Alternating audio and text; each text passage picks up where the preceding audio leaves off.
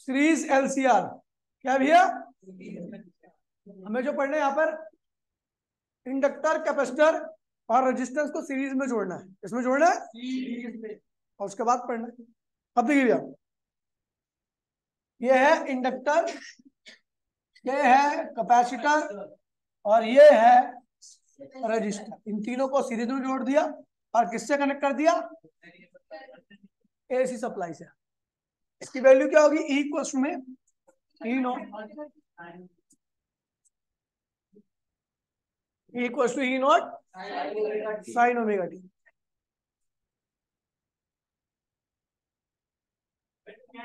मोटी बुद्धि है तेरी, याद किया तो फिर तो भूल जाएगी।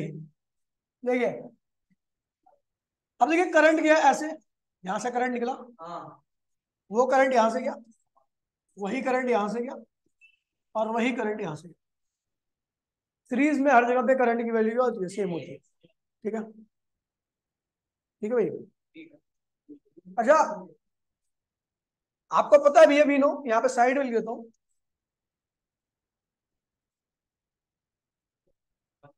अपोजिशन ऑफ रजिस्टर, अगर मैं इंडक्टर की बात करूं, इंडक्टर के अपोजिशन क्या होता है? L omega.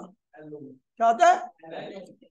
कैपेसिटर का जो अपोजिशन होता है आपका 1 में सी ओमेगा, और जो रजिस्टर का अपोजिशन होता है वो आर ही होता है। क्या होता है? और पोटेंशियल जो होता है, ध्यान रखना, पोटेंशियल जो होता है वो हमेशा अपोजिशन इनटू में करंट के प्रोडक्ट के बराबर रहता है। अगर आपको पोटेंशियल डिफरेंस निकालना है ना, तो ध्यान रखना, किसी भी, अगर आप इसके अक्रॉस में पोटेंशियल डिफरेंस निकालना चाहते हो, इसके अक्रॉस में मान लीजिए पोटेंशियल कितना आ गया? वीएल। क्या आ गया? इंडक्टर है तो पोटेंशियल क्या आ गया? वी। तो अपने को पता है इसका अपोजिशन कितना होगा। अरे इंडक्टर का अपोजिशन क्या होता है? एक्सएल। क्या होता है? वीएल क्या आएगा? एक्सएल इंटू में करंट। कोई दिक्कत तो नहीं है? अब करंट पोटेंशियल क्या होता है? अपोजिशन इंटू में करंट। तो इंडक्टर के अक्रॉस में अगर मैं करंट पोटेंशियल निकाल रहा हूं तो क्या होगा? इंडक्टर के अक्रॉस का पोटेंशियल जो होगा, अपोजिशन ऑफ इंडक्टर इंटू में करंट अक्रॉस द इंडक्टर। आपको पता है अपोजिशन ऑफ इंडक्टर क्या होता है? एक्सएल। क्या होता है? इसके अक्रॉस का अगर आपको पोटेंशियल निकालना है कैपेसिटर के अक्रॉस का, तो ये भी क्या होगा? अपोजिशन इंटू में करंट। कैपेसिटर का पोजीशन क्या होता है? एक्सी। क्या होता है? एक्सी। और करंट कितना है? इसके अक्रॉस का पोटेंशियल आ गया। ये रेजिस्टेंस है। क्या है ये? ठीक है, रेजिस्टेंस के अक्रॉस का पोटेंशियल कैसे निकलता है? तो अपोजिशन क्या होता है भैया इसका? रेजिस्टेंस का आर ही होता है। करंट कितना है? निकल गया सबके अक्रॉस का पोटेंशियल। अगर आपने पढ़ा है, ध्यान दीजिए, यहां पर बहुत सारी बातें पता लगेंगे। ये कभी डेरिवेशन कभी नहीं आती, इतिहास में आज तक कभी नहीं आई ये डेरिवेशन, लेकिन भैया क्वेश्चन हर साल पूछा जाता है 5 नंबर का। फिर क्या पूछा जाता है 5 नंबर में भैया? इससे वो पूछे जाते हैं कंसेप्ट, न्यूमेरिकल्स। ठीक है भैया, अब कैसे आएंगे न्यूमेरिकल? तो उसके लिए, न्यूमेरिकल सॉल्व करने के लिए आपको चीजों को ध्यान से सुनना पड़ेगा। सबसे पहली बात क्या, देखिए, अगर मैं बात करता हूं यहाँ पे इस डायग्राम से हट करके बात करता हूँ, ये क्या है भैया? आपके 3 रेजिस्टेंस है। क्या है ये? 3 क्या, 50 भी बना सकते हो, कोई दिक्कत नहीं है। इसके अक्रॉस कितना पोटेंशियल होगा? V1। इसके अक्रॉस का, और यहाँ पर V3। आपने कुल कितना पोटेंशियल अप्लाई कर रखा है? V। आपने कुल कितना पोटेंशियल अप्लाई कर रखा है? तो ये जो V होगा ना, वो V1 प्लस V3 के सम के बराबर होगा। पता है ना भैया आपको? अगर आप सीरीज कॉम्बिनेशन में देखोगे, रेजिस्टेंस का सीरीज कॉम्बिनेशन, किसका सीरीज कॉम्बिनेशन? तो अगर आपको सीरीज कॉम्बिनेशन में कुल पोटेंशियल निकालना है, क्या निकालना है? तो वो कुल पोटेंशियल जो रहेगा सारे रेजिस्टेंस के अक्रॉस में जो भी पोटेंशियल है सबके सम के बराबर रहेगा। ये भी किसमें है भैया? ये तीनों किसमें है? सीरीज में। समझ गए? तो ये कुल पोटेंशियल जो रहेगा, ई से लिख रखा है, वैसे वी से भी लिख सकते हो, कोई दिक्कत नहीं है। ठीक है, जो कुल पोटेंशियल रहेगा वो किसके बराबर रहेगा? इन तीनों पोटेंशियल के सम के गलत है बिल्कुल। देखिए ऐसा जब होता है जब तीनों के, देखिए यहां पर तीनों चीज क्या थी, तीनों रेजिस्टेंस थे, क्या थे, तीनों रेजिस्टेंस थे, एक सेम डिवाइस है, सेम चीज है, तीनों में सेम फेज में करंट और पोटेंशियल के बीच का फेज क्या रहेगा, तीनों में सेम रहेगा। जब तीनों में फेज सेम रहेगा तो आप डायरेक्टली ऐड कर सकते हो। लेकिन हम यहां पर क्या कर रहे हैं, इंडक्टर यूज कर रखा है, इंडक्टर, कैपेसिटर और रजिस्टर यूज कर रखा है। हेलो, बाद में बात करता हूँ, कॉल कर, ठीक है। यहां पर हमने तीन अलग अलग डिवाइस यूज कर रखे हैं और तीनों अलग अलग डिवाइस में करंट और पोटेंशियल के बीच का फेज क्या है, अलग अलग होता है। मैंने आपको कल बताया था, कल की क्लास में, अगर मैं बात करूं रेजिस्टेंस की, तो रेजिस्टेंस में करंट और पोटेंशियल दोनों का फेज क्या होता है, सेम होता है, दोनों की डायरेक्शन क्या होती है, सेम होती है। बात करूं इंडक्टर की, तो इंडक्टर में करंट पीछे चलता है, पोटेंशियल क्या होता है, 90 डिग्री आगे चलता है। और बात करूं कैपेसिटर की, तो कैपेसिटर में करंट 90 डिग्री आगे चलता है, पोटेंशियल 90 डिग्री पीछे चलता है। तो इस केस में तीनों डिवाइस के अंदर पोटेंशियल का फेज क्या है, अलग अलग है। जब तीनों डिवाइस के अंदर पोटेंशियल का फेज अलग अलग है तो हम डायरेक्टली यहाँ पर एडिशन नहीं कर सकते। अगर आपको ये पूछे आएगा कि कुल कितना पोटेंशियल है, तो यहाँ पे आप डायरेक्टली ऐड नहीं कर सकते। अगर तीनों एक ही तरह के डिवाइस होते, या तीनों कैपेसिटर होते, या तीनों रजिस्टर होते, या तीनों इंडक्टर होते, तो कुल पोटेंशियल क्या होता, तीनों के सम के बराबर होता, क्योंकि सबका फेज क्या होता, सब डिवाइस के अंदर करंट और पोटेंशियल का फेज क्या होता, एक जैसा होता, आप डायरेक्टली ऐड कर सकते। लेकिन यहाँ पर हर डिवाइस अलग अलग है, हर डिवाइस के अंदर करंट और पोटेंशियल के बीच का फेज क्या है, बदल रहा है। अगर मैं बात करूं इंडक्टर के अंदर, तो इंडक्टर का पोटेंशियल क्या होता है भैया, आगे होता है, और करंट क्या होता है, 90 डिग्री पीछे होता है, याद है, 90 डिग्री आगे। अगर मैं कैपेसिटर की बात करूं, तो करंट 90 डिग्री क्या होता है, आगे होता है, पोटेंशियल 90 डिग्री क्या होता है, इसके क्रॉस का पीछे होता है, वीसी नीचे होता है, करंट आपका ऊपर होगा। अब बात करो रेजिस्टेंस में, तो यहाँ पर क्या होता है, पोटेंशियल रेजिस्टेंस का और करंट दोनों क्या होते हैं भैया, डायरेक्शन क्या होती है, सेम होती है, दोनों एक ही फेज में होते हैं। बताया था नहीं बताया था, याद है, क्योंकि करंट के साथ भी कौन सा एंगल था, साइन ओमेगा टी, और ईएमएफ के साथ भी क्या था, साइन ओमेगा टी। ईएमएफ में, कैपेसिटर में करंट के साथ क्या था, हाँ, कॉस ओमेगा टी, और ईएमएफ के साथ क्या था, साइन ओमेगा टी। और अगर मैं बात करूं इंडक्टर की, तो इंडक्टर में करंट का फेज क्या था, माइनस कॉस ओमेगा टी, और ईएमएफ का फेज क्या था, यानी अलग अलग फेज में है भैया, आप डायरेक्टली ऐड नहीं कर सकते टोटल पोटेंशियल निकालने के लिए। तो इसीलिए ऐड करने के लिए हम दूसरा तरीका इस्तेमाल करेंगे। यही होता है एलसीआर का कंसेप्ट, मतलब अपने को पोटेंशियल ही बताना है, सीरीज में कुल कितना पोटेंशियल आएगा, टोटल पोटेंशियल यहाँ पर क्या आएगा। यहाँ पर तो नॉर्मल एक ही डिवाइस थी, अगर मान लीजिए इसके यहाँ पे कैपेसिटर होता, इसके अक्रॉस में पोटेंशियल, टोटल पोटेंशियल क्या होता, फिर भी क्या करते हैं, V1 plus V2 plus V3। अगर इंडक्टर होता L1 L2 L3, तो भैया कुल पोटेंशियल क्या होता, V1 plus V2 plus V3। Direct आप ऐड कर दे रहे हो, क्योंकि एक ही तरह की डिवाइस है, समझ गए भैया। लेकिन भैया यहाँ पर तो तीनों अलग अलग है, तीनों की कैटेगरी अलग अलग, इसलिए टोटल पोटेंशियल निकालने के लिए यहाँ पर आप डायरेक्टली ऐड नहीं कर सकते।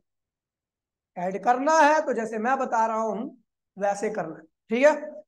अब हमने देखा, हमने सबके फेजर डायग्राम बनाने सीख रखे हैं, ये सब क्या है भैया, फेजर डायग्राम है, क्या है ये।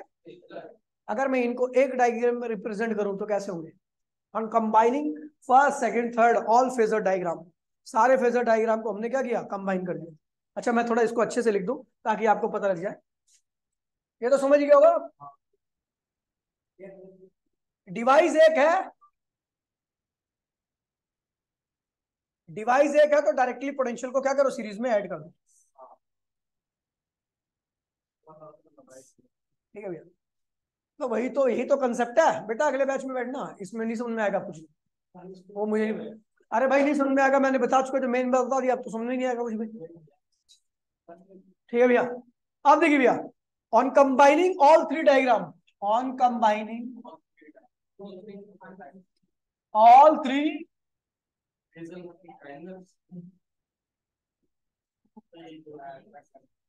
फेजर,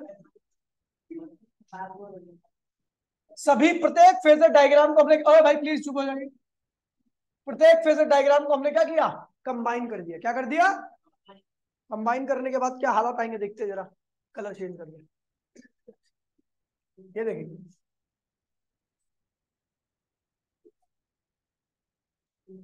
यहां बना दिया मैंने करंट।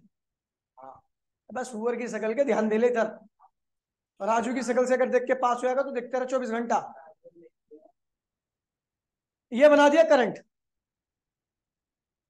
यहां पर किसको बनाऊं, इसको यहां पर क्या बनाऊं, इंडक्टर वाला, इंडक्टर के अक्रॉस का पोटेंशियल, इंडक्टर के अक्रॉस का पोटेंशियल अक्रॉस इंडक्टर आप यहां बनाओगे। मुझे पता है ये करंट से 90 डिग्री क्या चल रहा है, आगे चल रहा है, हमें पता भी है पहले भी आगे चल रहा है। यहां कौन बनाऊं, इस पे कैपेसिटर का पोटेंशियल, पोटेंशियल अक्रॉस कैपेसिटर, ये करंट से 90 डिग्री पीछे चल रहा है। और इधर कौन बनाऊं, वी आर। यहां पर करंट आप देखो साफ दिख रहा है आपको, करंट से ये वाला पोटेंशियल करंट से 90 डिग्री आगे चल रहा है, ये वाला पोटेंशियल 90 डिग्री पीछे चल रहा है, और ये वाला करंट के साथ साथ चल रहा है। इन दोनों का फेज क्या सेम, तीनों का फेजर डायग्राम मैंने कंबाइन कर दिया, कोई दिक्कत तो नहीं है। अब देखिए ये इतना करने के बाद आपको पता करना क्या है, आप खुद से ये चीज कर सकते हो, कोई दिक्कत नहीं है। एजम्पशन लेनी है खुद से, क्या लेनी है क्या एजम्पशन ले रहे हो, एज्यूम दैट, आप अपने आप से कुछ भी कर सकते हो, assume that VL is greater than VC। मैंने मान लिया कि इंडक्टर के अक्रॉस में पोटेंशियल क्या है, ज्यादा है। आप कैपेसिटर के भी अक्रॉस में ले सकते हो, कोई दिक्कत नहीं है। इंडक्टर के अक्रॉस में पोटेंशियल क्या है, ज्यादा है, और कैपेसिटर के अक्रॉस में पोटेंशियल क्या है, कम है। तो भैया आप देख रहे हो ये ऊपर लग रहा है और ये क्या आ रहा है, नीचे आ रहा है। ऊपर वाला पोटेंशियल क्या है, ज्यादा है, नीचे वाला कम है। तो भैया रिजल्ट कहां पे जाएगा, एक ऊपर खींच रहा है, इंडक्टर का पोटेंशियल ऊपर खींच रहा है और कैपेसिटर का पोटेंशियल नीचे खींच रहा है, और रिजल्ट कहां जाना चाहिए, तेरे मुंह पे जाना चाहिए। रैप्टा मारूंगा, देख नहीं रहा VL ग्रेटर देन VC कर रहा हूं, सुअर कहीं के, बागड़ बिल्ली की शकल का। अभी ऑनलाइन में दिखाऊंगा तेरी शकल, बच्चे डर जाएंगे 2 मिनट के अंदर ही। नहीं भाई दोबारा नहीं बताऊंगा, पूछ ले इनसे, शुरू नहीं कराया, पूछ ले कि इससे पहले 15-20 मिनट भोंक चुका हूं मैं। ठीक है, ऊपर क्या होगा बेटा, VL माइनस, उन दोनों का डिफरेंस, ऊपर वाला ज्यादा नीचे वाला कम है, तो रिजल्ट कहां जाएगा, ऊपर। ऊपर रिजल्ट क्या रहेगा, VL माइनस, इधर क्या आ रहा है I, और ये क्या है, हमने दो को तो सॉल्व कर दिया, VL और VC दोनों को सॉल्व किया, VL माइनस VC रिजल्ट आ गया। अभी एक और हार है, इन दोनों को मैं कैसे, मुझे कुल पोटेंशियल निकालना है। मैं क्या कह रहा हूं, मेरे को टोटल पोटेंशियल निकालना है, total potential in LCR circuit in series combination निकाल रहा हूं मैं। मैंने दोबारा बोला, आपका नॉर्मल सर्किट होगा, एक जैसे डिवाइस होंगे, तो आप डायरेक्टली पोटेंशियल, टोटल पोटेंशियल निकालने के लिए क्या करोगे, ऐड कर दोगे। अगर सारे कैपेसिटर है तब भी ऐड कर दोगे, सारे रजिस्टर है तब भी ऐड कर दोगे, सारे इंडक्टर है तब भी ऐड कर दोगे। लेकिन यहाँ पर डिवाइस का क्या है, लोचा है, अलग अलग डिवाइस है, तो यहाँ पर आप डायरेक्टली ऐड नहीं कर सकते। हमने सबका फेजर डायग्राम बनाया, फेस के हिसाब से ऐड करेंगे। तो भैया दो का फेस तो अपोजिट था, तो इसलिए क्या हुआ, दोनों माइनस हो गए। अब एक का फेस क्या है, दूसरे से क्या है, 90 डिग्री डिफरेंट है। तो इस केस में हम क्या करते भैया, अब इन दोनों का रिजल्ट निकालते हैं। यही क्या है भैया, V क्या है, टोटल पोटेंशियल। ये क्या है भैया, टोटल पोटेंशियल डिफरेंस इन LCR।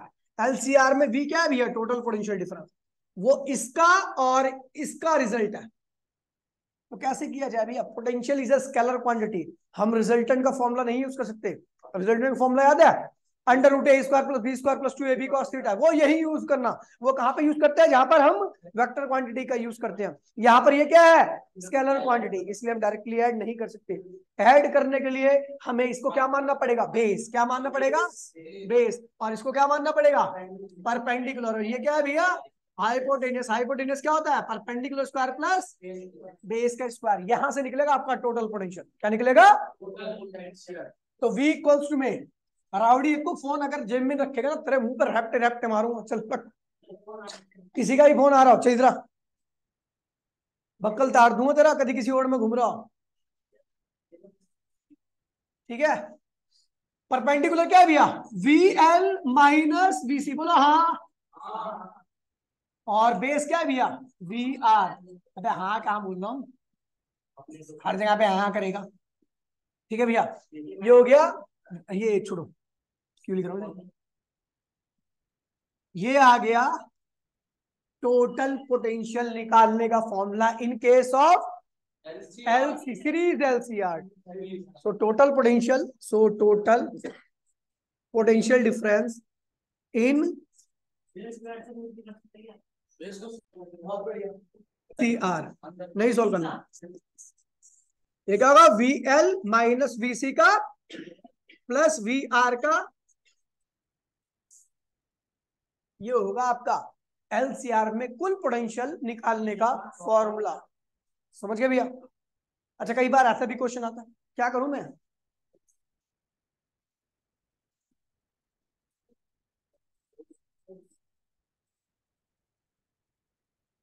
क्या करूं भैया, टोटल पोटेंशियल कैसे निकालेंगे? तो पहले क्या करेंगे, इन दोनों का सीधा ऐड कर देंगे, इन तीनों का सीधा ऐड कर देंगे, इन तीनों का से दोनों का सीधा ऐड कर देंगे, फिर इस तरीके से जो इंडक्टर के क्रॉस में पोटेंशियल है फ्री वाला फॉर्मूला लगा देंगे। समझ गए भैया? इस तरीके से करना, आपने ध्यान रखना भैया, बहुत ही इंपॉर्टेंट कंसेप्ट है ये। हाँ भाई, इसमें रूट पहले सब सॉल्व करेंगे, काटेंगे फिर नहीं स्क्वायर ये कटेगा ही नहीं, under root A square plus B square कैसे कर सकता है, अंडर रूट नहीं कर सकता। अगर अंडर रूट केवल ए स्क्वायर हो तब अंडर रूट कट जाएगा, या केवल बी स्क्वायर हो तो कट जाएगा। हाँ ठीक है भैया, तो टोटल और भाई सीरीज एलसीआर में कुल पोटेंशियल निकालने का फॉर्मूला अपना ये बन गया, कोई दिक्कत तो नहीं भैया। चलो अब आगे क्या समस्या का कैसे निदान करें, तो चलो दिखते हैं भैया। अब देखिए इसमें आगे क्या क्या है, इसमें बहुत सारी चीजें हैं। इस ट्राइंगल को क्या कहते हैं, अच्छा ये क्या है, ये फाई है, क्या है ये, क्या है टोटल पोटेंशियल, ये क्या है टोटल करंट, ये क्या है V है आपका टोटल पोटेंशियल, I है आपका टोटल करंट। और हम देख रहे हैं करंट और पोटेंशियल अब भी एक डायरेक्शन में नहीं चल रही, दोनों की डायरेक्शन क्या है, अलग अलग है, यानी दोनों के बीच में फेज डिफरेंस होगा नहीं होगा? तो phase difference in between current and total potential, phase difference in between, दूसरे कलर से लिखना,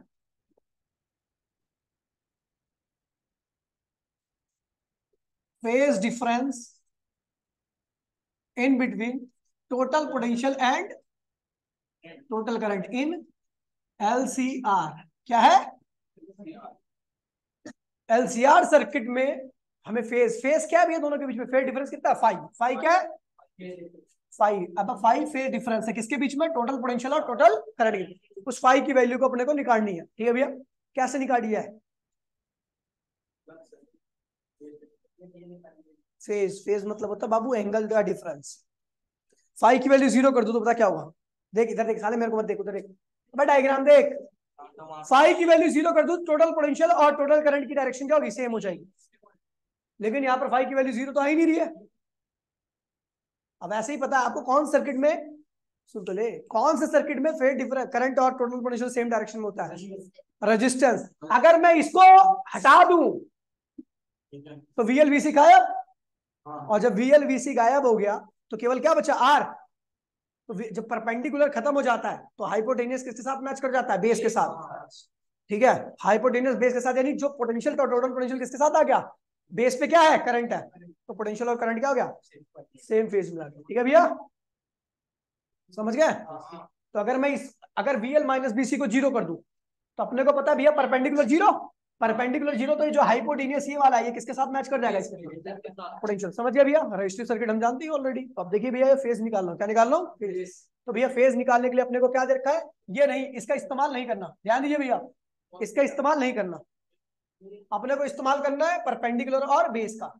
और परपेंडिकुलर बेस क्या होता है, tan थीटा, tan फाई क्या होता है परपेंडिकुलर कोण में, परपेंडिकुलर क्या है भैया, VL माइनस BC, और बेस क्या है भैया, पोटेंशियल है ना, कहीं करंट ले लो बेस का, क्योंकि ऊपर पोटेंशियल लिया तो नीचे भी पोटेंशियल ही लूंगा, सेम क्वांटिटी है ना, क्योंकि हमें पता है tan थीटा एक नंबर है, ट्रिग्नोमेट्रिक क्वांटिटी है, इसका कोई ऐसा यूनिट नहीं होती।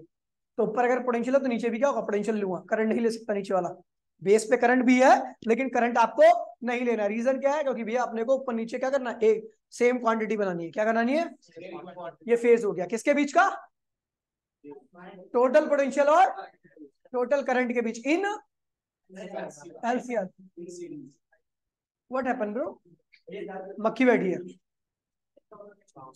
मक्खी बैठी है भाई, मक्खी ने चुलबाजी की है। ठीक है भैया, समझ गया? अब देखिए इस ट्राइंगल को क्या कहते हैं भैया? तो इस ट्राइंगल को जो कहते हैं भी आगे बढ़ रहे हैं, समझ गया भैया? ये दो चीज मेन थी, यही अगर दो चीज आपको क्लियर हो गई है तो अब जो भी कराऊंगा वो सब चीजें क्या होंगी? तुच्छी होंगी। क्या होंगी? तुच्छी। अब देखिए अपोजिशन इन एलसीआर, हमने पोटेंशियल तो निकाल दिया एलसीआर का। अब अपने को पता अगर इंडक्टर होता, केवल इंडक्टर होता, तो अपनी अपोजिशन क्या होती? ये होती।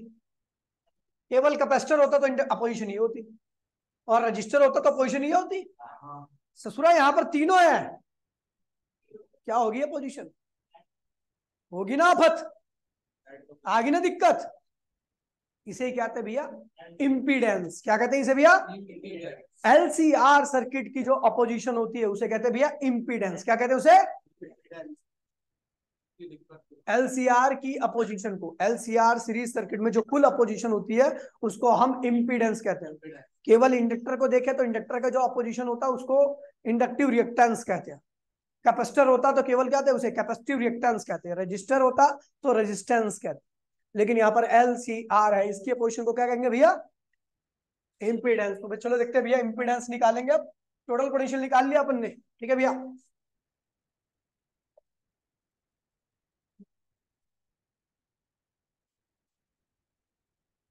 ये पहले इसको ऐसे करो, टोटल अपोजिशन इन एलसीआर, इसका नाम क्या है? इंपीडेंस। इसको लिखते हैं भैया जेड से। किससे लिखते हैं? जेड से। इंपीडेंस, ठीक है भैया? कैसे निकाली जाए? अपने को पता है क्या? चलो आंख बंद कीजिए और ध्यान दीजिए भैया। वी इक्वल्स में क्या होता है? We know, V equals to में वीएल माइनस वीसी, यही तो था। क्या कह रही है? पागल है क्या? अरे मैं एकदम सही करता हूँ, मेरी गलती नहीं होती कभी भी, नहीं देखता मैं। ठीक है? अरे भाई क्या है?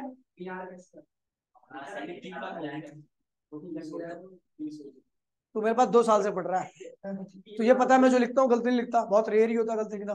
बोल दू गलत, अभी ये यहाँ से फेंक के मारूंगा पे। अबे आर डिनोशन है, डिनोशन जानता क्या होता है? जैसे A1 A2 करता है तो A1 क्या वहां पर ए के साथ 1 मल्टीप्लाई नहीं है, सुअर कहीं के। आर नहीं है डिनोशन में, क्या ये तेरा मुंह है? गैंडे ऐसी शकल लेके, दरियाई घोड़ा। वी क्या है भैया? Potential, total potential. पोटेंशियल क्या होता है भैया? पीछे बताया था मैंने, फॉर्मूला क्या बताया था? अपोजिशन इनटू में करंट। ये भी क्या है? Total potential. तो ये क्या होगा? टोटल अपोजिशन, जो कि क्या होती है? एलसीआर में जेड होती है, इनटू में करंट। कोई दिक्कत तो नहीं है? जेड इंटू में आई कर दिया मैंने, वी को क्या कर दिया? जेड इंटू में आई। जेड क्या है? टोटल अपोजिशन इन एलसीआर, और आई क्या है? वो हमें निकालनी है जेड की वैल्यू।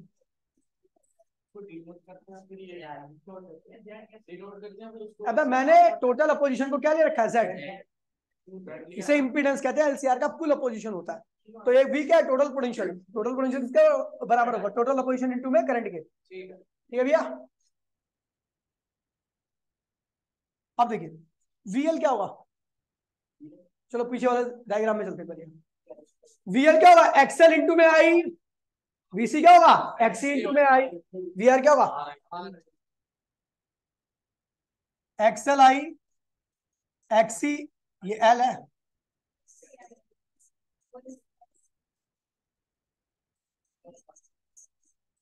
कोई दिक्कत तो नहीं भैया? लिख दिया सबको? ये जेड ये रहा, ये आई ये रहा। देखिए आई आई कॉमन आ गया, लेकिन आपका पता है स्क्वायर है ऊपर, तो क्या होगा? आई स्क्वायर कॉमन आएगा।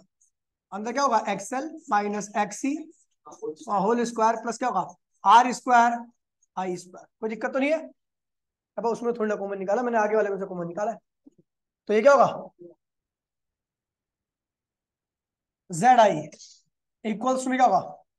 आई स्क्वायर यहाँ पर है, आई स्क्वायर यहाँ पर, ये रहा, आई स्क्वायर कॉमन जाएगा, तो आपको पता भी है अंडर रूट के बाहर आएगा तो क्या होगा, आई केवल आई बाहर आएगा, अंदर क्या बचेगा, एक्सएल माइनस एक्सी का whole square plus R square. कोई दिक्कत तो नहीं है, आई से आई क्या हुआ, कट मर गया, तो जेड की वैल्यू क्या गई, एक्सएल माइनस एक्सी का whole square plus R, that is the total opposition in LCR.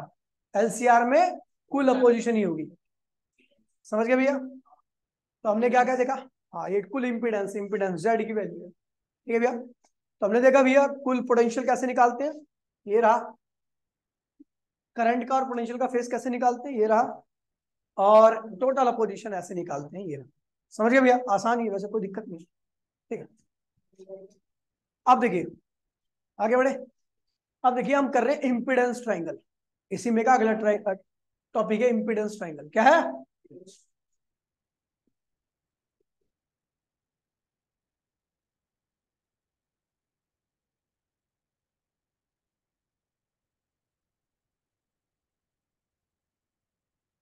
Impedance triangle.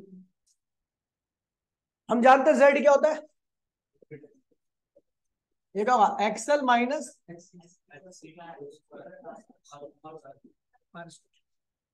अपने को पता है ये चीज क्या थी, ये परपेंडिकुलर था और ये क्या था, भी ये बेस था, क्या था। तो ट्राइंगल में क्या बनाना है, परपेंडिकुलर क्या होगा, एक्सएल माइनस एक्स, स्क्वायर क्यों करूंगा,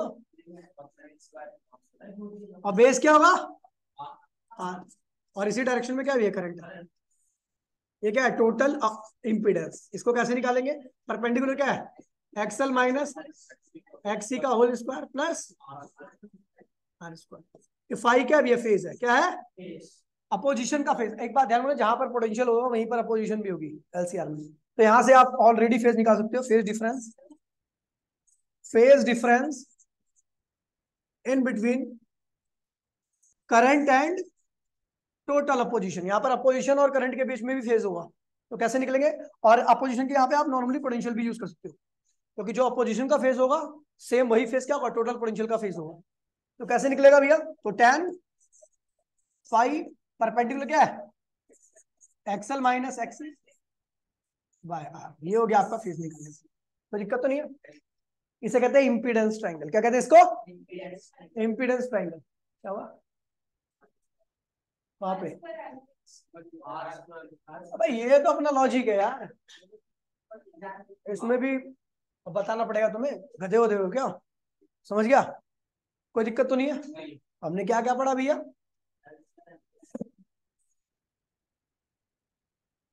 टोटल पोटेंशियल इन एलसीआर क्या था,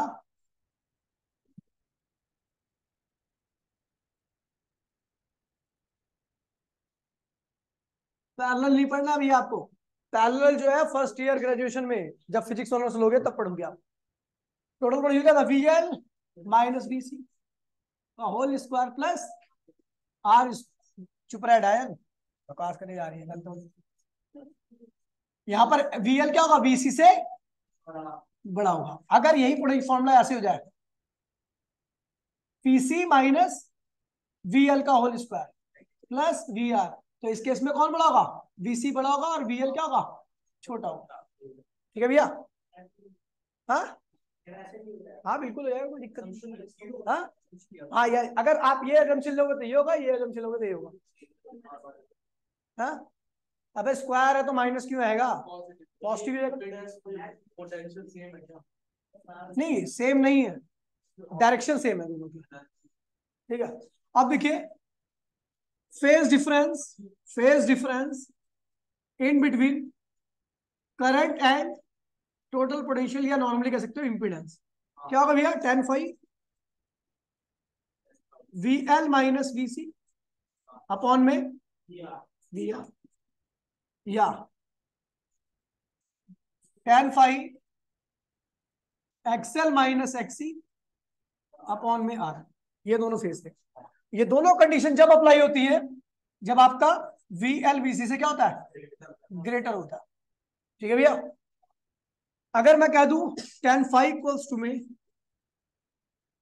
ठीक है, वीसी माइनस वीएल, तो आपको पता है जो इंपिडेंस ट्रायंगल बनेगा ना इस केस में, वो ऐसा बनेगा, ये रहेगा आर, ये रहेगा आई। आपको पता रिजल्ट कहाँ आ रहा है, नीचे आ रहा है, V C minus V L हो गया। तो यहाँ पर फेज क्या आएगा, नेगेटिव आएगा। क्या आएगा, नेगेटिव फेज आएगा।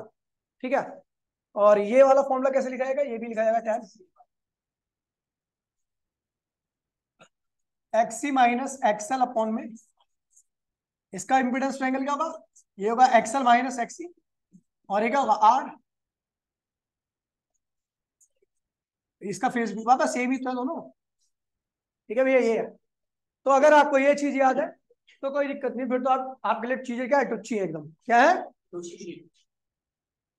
अब बात करता हूँ भैया एल आर सर्किट की। अब ये सबसे मेन था, अब उससे रिलेटेड चीजें कर रहे हैं। तो एल आर सर्किट क्या करते हैं, एल आर सर्किट, इसका मतलब सी की वैल्यू यहाँ पर क्या है, एक्स सी भी क्या होगा 0, और वी सी भी क्या होगा 0।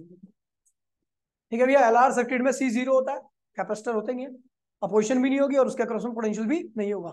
समझ गए भैया। तो यहाँ का टोटल पोटेंशियल क्या होगा, V L square plus V R square. Phase क्या होगा, tan inverse V L upon में V R. V L V C 0 हो गया ना, वी सी 0 हो गया, नहीं नहीं उसका।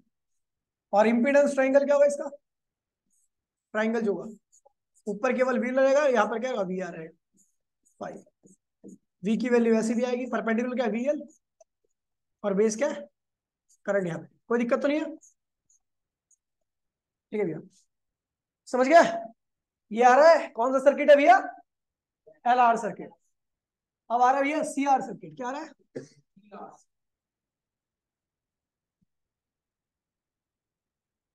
C R circuit.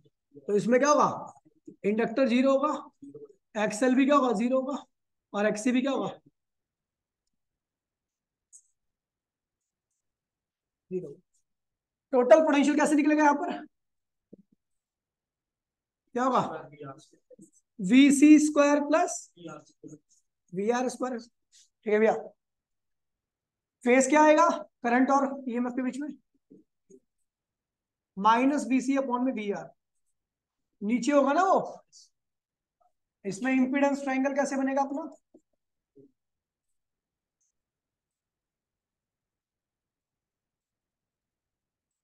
ठीक है। और अच्छा यहाँ पर अपोजिशन नहीं लिखी ना मैंने, यहाँ पर इंपीडेंस क्या होगा, तो XL square plus R square, और यहां पर अपोजिशन क्या आएगी,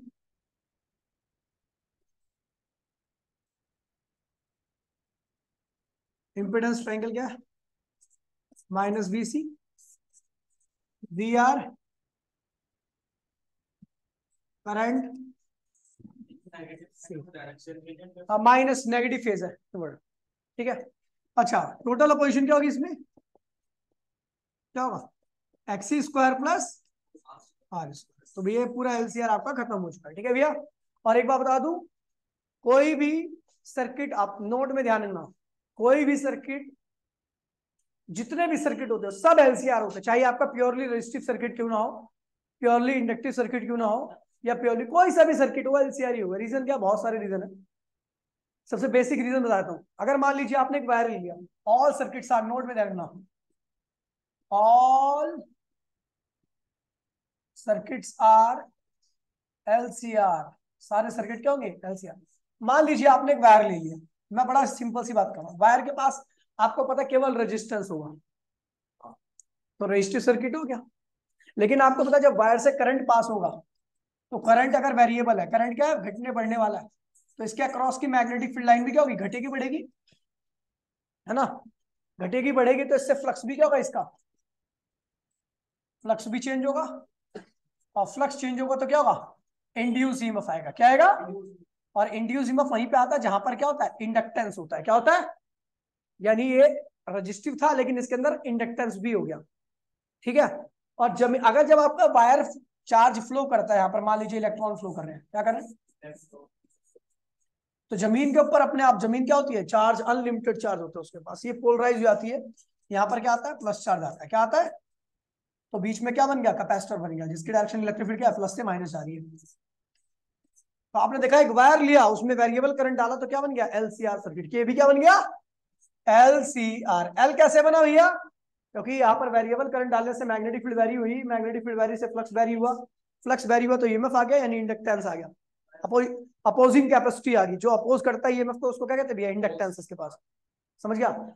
दूसरा, अगर चार्ज फ्लो कर रहा है इसके अंदर तो भैया यहाँ पर क्या होगा, जमीन अपने आप पोलराइज हो जाएगी। जमीन अनलिमिटेड चार्ज होता है, जब वायर पास में रहेगा जमीन के तो जमीन क्या होगी, पोलराइज हो जाएगी। क्या होगी, और पोलराइज होने से उनके बीच में क्या सेटअप हो जाएगी, इलेक्ट्रिक फील्ड। यानी ये क्या बन गया भैया, कैपेसिटर। क्या बन गया ये, एलसीआर सर्किट। यानी दुनिया में कोई भी सर्किट ऐसा नहीं होता जो एलसीआर ना हो, सारे सर्किट क्या होते हैं भैया, एलसीआर। तो ये पूरा खत्म हो गया, ठीक है, एलसीआर।